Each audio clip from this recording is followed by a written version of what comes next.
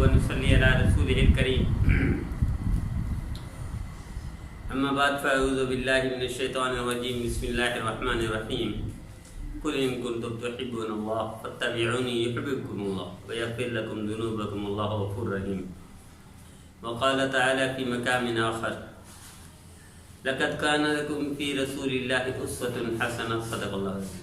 میرے بھائیو دوستو، نبی کریم صلی اللہ علیہ وسلم ہمارے لیے رول ماڈل، نمونہ اور حجت ہیں. سرکار دو عالم صلی اللہ علیہ وسلم کا ہر پہلو زندگی کا کامیابی کی علامت ہے. ان میں ایک یہ پہلو بھی تھا کہ اگر سرکار دو عالم صلی اللہ علیہ وسلم دعا فرماتے تو مکہ کے سارے لوگ یا تو نست و نابود ہو جاتے یا ہدایت پر آ جاتے. اللہ کے لیے کوئی مشکل نہ تھا. جس رب نے کہ 10 سال کے بعد فتح مکہ پر مسلمان جوک در جوک آ گئے، وہ اللہ پہلے بھی کر سکتے تھے، لیکن یہ پیغام تھا امت کے لیے کہ اگر آپ مدینہ مکہ مکرمہ میں رہ کر دو لڑائی سے نتیجہ وہ نکل رہا تو آپ اس کو شہر کو چھوڑ دیجیے، یا ایک شعبے میں اس شعبے میں شعبے کو تبدیل کر لیں، ڈپارٹ کو تبدیل کر لیں، ایک راستے میں اس راستے سے تبدیل کر دیں، دوسرے راستے کو اختیار کریں. ایک پٹڑی پر ہے، اس پٹڑی کو چھوڑ کر گاڑی دوسری پٹڑی پر دوڑائیں، یقیناً کامیابی ملے گی. اس وقت ہمارا موضوع جمعیت علماء اسلام پاکستان حضرت اقدس مولانا فضل الرحمان صاحب ہے. اس میں کوئی شک نہیں کہ وہ دینی حلقوں میں رول ماڈل ہیں اور نمونہ ہیں، لیکن وہ جس راستے پر چل رہے ہیں اس میں کامیابی کے امکانات بالکل نہ ہونے کے برابر ہیں. میں کوئی نجومی نہیں ہوں، اور لیکن چونکہ سیاست میں ایم اے کیا ہوا ہے اور ماسٹر اور LLB کر کے دین میں آیا تھا، تو مجھے تھوڑا سا اس کی پتہ ہے سیاست کا کہ اگلا آنے والا انتخاب دینی جماعتوں کے لیے بڑا جھٹکا ہوگا. رزلٹ ان کا بہت ہی پیچھے چلا جائے گا. اب ان کو کرنا کیا چاہیے؟ ان کو فیلڈ تبدیل کرنی چاہیے، ان کو مکہ مکرمہ چھوڑ کر مدینہ منورہ آنا چاہیے، ان کو ایک تھوڑا سا رک جانا چاہیے. کیا کریں؟ اگر یہ وہ کام کر لیں جو حضرت مجدد ثانی رحمۃ اللہ نے کیا تھا، تو اس دور کے بعد آج یہ واحد شخصیت ہستی ہے حضرت مولانا فضل الرحمان صاحب جو اس جگہ پر آگے ہیں. جو مولانا فضل الرحمان صاحب برکاتہم وہی تجدیدی کارنامہ انجام دے سکتے ہیں پوری امت کے لیے، نہ صرف پاکستان بلکہ پوری امت مسلمہ کے لیے، جو حضرت مجدد ثانی رحمۃ اللہ نے. انہوں نے کیا کیا تھا؟ انہیں لڑائی نہیں کی تھی بادشاہ کے خلاف خاموش اختیار کی اور چپکے سے کام کر دیا. کیا کام؟ ہر فیلڈ میں کام کر دیا. اس وقت مجھے معلوم ہے کہ میں چونکہ LLB اور MA کر کے اس لائن میں آیا ہوں، درسی نظامی کیا ہے، تو یہ جو کالج اور یونیورسٹی کا ذہن ہے، اس کا ٹوٹل اگر یہ لوگ 2% استعمال کر سکتے ہیں اپنی ذہانت، تو مدرسے والے 25% استعمال کرتے ہیں.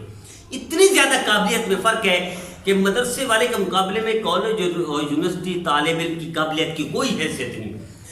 اگر یہ مدرسے اس وقت جتنا طبقہ دینی جماعتوں کے پاس ہے، انتخابات کی بات نہیں کر رہا، علماء ہر مسجد میں امام ہیں، ہر مسجد میں نائب امام، ہر مسجد مؤذن، گلی گلی مدرسہ ہے، مدرسے میں مدرسین ہیں. اگر یہ سارا طبقہ ایک دم پیچھے آ جائے، سیاست سے تھوڑا سا ہٹ جائے اور وہ تربیت شروع کر دے جو حضرت مجدد ثانی رحمۃ اللہ نے کیا ہے، تو اس دور کے بعد آج یہ واحد اس وقت موقع ہے حضرت مجدد ثانی رحمۃ اللہ کی تاریخ دہرانے کا، کہ مولانا فضل الرحمان صاحب اس جگہ پر کھڑے ہیں کہ اگر یہ تاریخ دہرانا چاہیں تو اس سے بڑا کارنامہ انجام دے سکتے ہیں. اس وقت اتنے مسائل نہیں تھے، آج اربوں روپے کے وسائل ہیں، جو اس پر جلسوں میں خرچ ہو رہا ہے پیسہ، جو مارچ میں خرچ ہو رہا ہے پیسہ، جو اس لائن میں خرچ ہو رہا ہے، کبھی ادھر میٹنگ کبھی ادھر کانفرنس، اس سب کو روک دے ایک دم. اب کیا کریں؟ اب کم از کم 3 لاکھ علماء کرام تو جمعیت کے پاس ویسے ہی ہیں، کم سے کم کے بات کروں. پھر لاکھوں کی تعداد میں مدرسے میں ہیں، مدرسوں سے فارغ ہو گئے ہیں، رجسٹرڈ ہیں، جو ابھی زیر تعلیم ہیں. مدارس میں 2 جماعتیں ہیں، یا تو جمعیت علماء اسلام ہے یا سپاہی صاحبہ پاکستان ہے. ان 2 جماعتوں کے علاوہ تیسری جماعت اگر ہے تو مولانا مسعود اظہر صاحب کا کچھ ہلکا ہے، لیکن 2 جماعتیں ٹاپ پر ہیں. ان دونوں میں سب سے زیادہ تعداد حضرت اقدس مولانا فضل الرحمان صاحب کی جماعت جمعیت علماء اسلام ہے. اب ذہانت، فطانت، قابلیت، لیاقت میں ان کا مقابلہ کوئی نہیں کر سکتا. ان کو مجھے اچھی طرح یاد ہے، دارالعلوم کراچی میں ہماری تعداد میں دورہ حدیث میں 450 طالب علم تھے. میں چونکہ نفسیات پڑھ چکا ہوں الحمدللہ، اللہ کے کرم سے، اللہ کے فضل سے. ہماری 450 کلاس دورہ حدیث کی شیخ الاسلام مولانا تقی عثمانی صاحب دامت کا تو ہمارے استاد محترم کو درس دیتے تھے، وہ خود فرماتے تھے ایسی کلاس میں نے دارالعلوم کی تاریخ میں نہیں دیکھی۔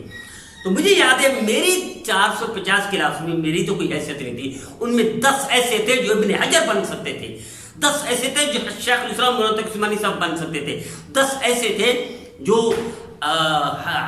حضرت تھانوی رحمۃ اللہ علیہ بن سکتے تھے، 10 ایسے تھے جو جنید بغدادی رحمۃ اللہ بن سکتے تھے، لیکن وہ تربیت نہ ہونے کی وجہ سے اور میدان نہ ہونے کی وجہ سے اور ان کا زاویہ نگاہ تبدیل نہ ہونے کی وجہ سے وہ بکھر گئے اور بکھر گئے۔ تو میں التجا کرتا ہوں اگر یہ اسٹاپ کر لیں 10 سالہ پروجیکٹ یہ بنائیں، جمعیت ایک دم پیچھے آ جائے، جمعیت یہ اپنا طرز عمل چھوڑ دیں، یہ اس سیاست کو پیچھے ہٹ جائے 10 سال کے لیے۔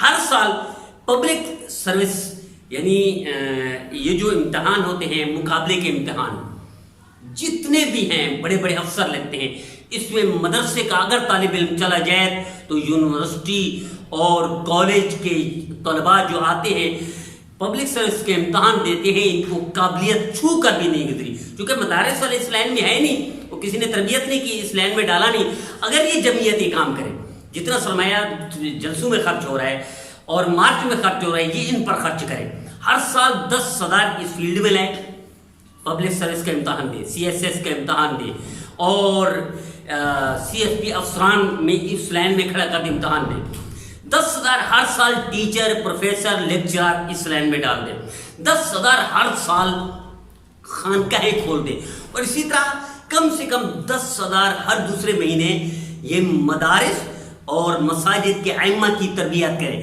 کہ سب کچھ چھوڑ دیں، اختلافات کو چھوڑ دیں، مسلکی جھگڑوں کو چھوڑ دیں، پارٹی کی کو چھوڑ دیں، مخالفت کو چھوڑ دیں، صرف تربیت پر کام کریں۔ تربیت کون سی؟ حضرت مجدد الاسلام رحمۃ اللہ علیہ کی۔ تو آپ یقین کریں 10 سال کے اندر یہ انقلاب آ سکتا ہے کہ یہی جماعت پھر پاکستان میں نہیں پوری دنیا میں یہی جمعیت ہوگی، اس کا مقابلہ کوئی نہیں کر سکتا، لیکن اس کو تھوڑا سا پیچھے آنا پڑے گا۔ اس طرح 10,000 ٹیچر، پروفیسر، لیکچرر میں چلے جائیں، 10,000 پبلک سروس کا امتحان دیں اور سول سروس میں آئیں اور ان کو ڈالیں، ان کا خرچہ جمعیت اٹھائے، ان کا خرچہ چندے سے اٹھائے، اور اس میں 10,000 وکلاء اور اس میں اپنا عدالتوں میں اس میں ڈال دیں کہ وکیل اتنا قابل، جتنا عالم وکیل، مفتی وکیل قابل ہو سکتا ہے، اتنا عام وکیل کو ہوا بھی نہیں لگی قابلیت کی، جتنا اچھا جج مفتی بن سکتا ہے اتنا اچھا جج یہ وکیل بھی نہیں بن سکتا۔ تو 10,000 ہر شعبے میں تقسیم کریں، civil service 10,000، teacher, professor, lecturer ہر سال 10,000، یہ 10 سال کا پروجیکٹ ہے، خانقاہیں 10,000 اور اسی طرح وکیل 10,000، اسی سے یہ جج کے امتحان وغیرہ دیں، اور اسی طرح 10,000 بینکنگ میں دیں، ہر سال 10,000 MBA کریں، اور یہ مارکیٹنگ میں بھی جائیں اور انڈسٹری میں بھی جائیں اور کاروبار میں جائیں۔ آپ یقین کریں ایسا انقلاب آ سکتا ہے 10 سال میں کہ قیامت تک کے لیے مولانا فضل الرحمان صاحب دامت کا تم نمونہ بن سکتے ہیں، اور اس تاریخ کے بعد جو دین اکبری اور دین الہی کو ستیہ ناش کر کے تہس نہس کر کے مجدد الثانی رحمہ اللہ نے جھنڈے گاڑ دیے تھے، اسلام کے بول بالا کر دیا تھا۔